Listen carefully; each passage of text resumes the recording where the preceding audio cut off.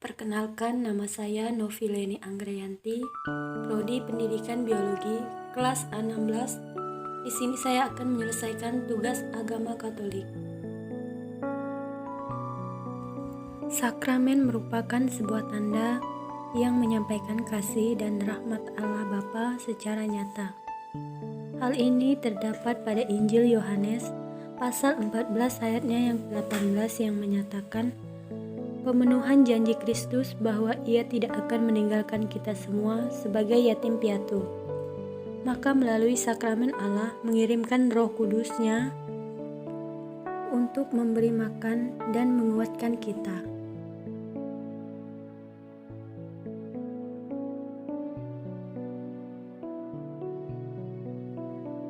Yang pertama, sakramen pembaptisan. Sakramen baptis merupakan sakramen yang pertama kali kita terima sebelum sakramen-sakramen yang lain. Pada saat penerimaan sakramen baptis, kita diperciki air, kemudian diolesi minyak, serta diberi kain putih dan lilin bernyala. Semua itu merupakan lambang bahwa kita telah dibersihkan dari dosa, asal, dan siap menjadi terang bagi sesama. Dengan menerima sakramen baptis, kita telah diangkat menjadi anak Allah dan digabungkan dengan gereja yang menjadikan kita anggota tubuh Kristus, serta siap diutus untuk berbuat baik kepada semua orang. Pembaptisan hanya dapat diterima satu kali untuk selamanya, namun meninggalkan materi rohani yang tidak dapat dihapuskan. Yang kedua, sakramen Ekaristi.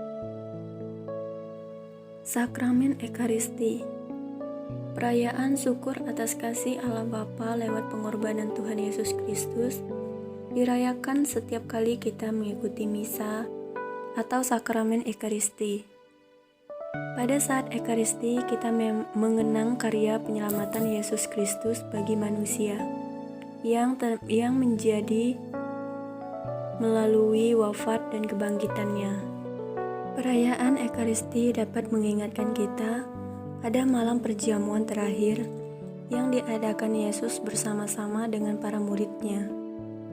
Pada saat itu, Yesus mengambil roti, mengucap syukur, lalu memecah-mecahkannya, kemudian membagikan roti itu kepada murid sambil berkata, "Ambillah, makanlah, inilah tubuhku."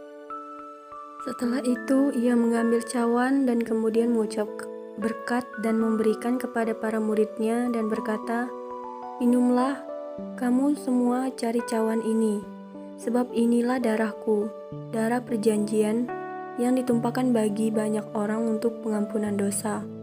Perkata dan tindakan Yesus menunjukkan bahwa Ia rela mengorbankan diri untuk keselamatan dan kehidupan seluruh umat manusia. Pada saat menerima komuni, kita menyambut tubuh Kristus dan kita dipersatukan dengan Yesus dan sesama karena kita menerima Yesus yang sama.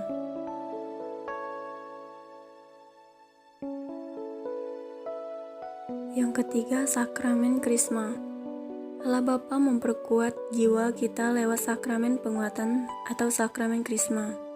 Hal ini dapat dilihat dalam Kisah Para Rasul pasal 2 ayatnya yang ke-12 sampai yang ke-13 yang menceritakan bahwa setelah Yesus Kristus naik ke surga, Roh Kudus dicurahkan kepada para rasul.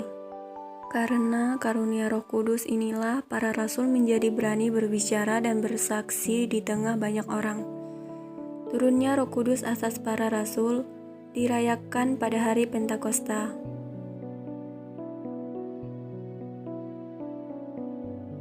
Yang keempat, sakramen pengakuan dosa atau tobat.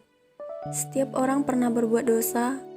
Dosa dapat merusak hubungan kita dengan sesama dan Tuhan, sehingga membuat kita merasa tidak senang dan bahagia. Oleh karena itu, Allah Bapa menganugerahkan kita sakramen tobat atau pengakuan dosa.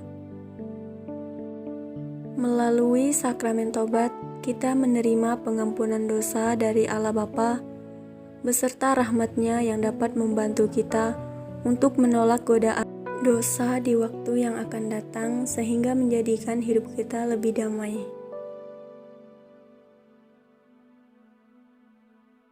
Yang kelima, sakramen perkawinan. Dalam perjalanan hidup manusia, sebagian besar orang dipanggil untuk hidup berumah tangga. Nah, melalui sakramen perkawinan, Allah Bapa memberikan sakramen secara khusus kepada pasangan yang menikah agar dapat menghadapi berbagai macam problema yang akan timbul setelah pernikahan nanti, terutama di dalam mengasuh dan membesarkan anak-anak untuk dididik menjadi pengikut Yesus yang sejati. Sakramen Imamat. Pada saat ini kita ke gereja dan mengikuti perayaan Ekaristi, maka yang mempersembahkan misa kudus adalah seorang imam.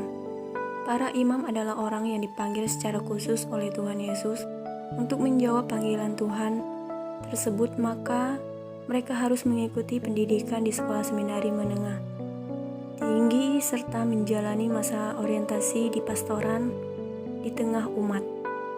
Setelah menyelesaikan tahapan pendidikan tersebut, maka mereka ditasbiskan oleh uskup untuk menjadi seorang imam. Yang ketujuh, sakramen pengurapan orang sakit. Sakramen pengurapan orang sakit bukan semata-mata untuk menyembuhkan orang dari sakit yang deritanya, melainkan dengan menerima sakramen tersebut, orang yang sakit akan diberi kekuatan dan penghiburan supaya sanggup menjalankan penderitaannya seperti saat Yesus menderita di kayu salib.